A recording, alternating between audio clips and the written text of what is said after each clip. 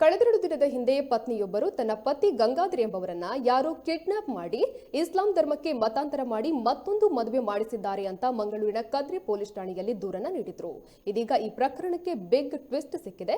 ಪತ್ನಿ ನೀಡಿದ ದೂರಿನ ಮೇರೆಗೆ ಪ್ರಕರಣ ದಾಖಲಿಸಿಕೊಂಡು ತನಿಖೆ ನಡೆಸಿದ ವೇಳೆ ಗಂಗಾಧರ್ ಅವರ ಅಸಲಿ ಮುಖದ ದರ್ಶನವಾಗಿದೆ.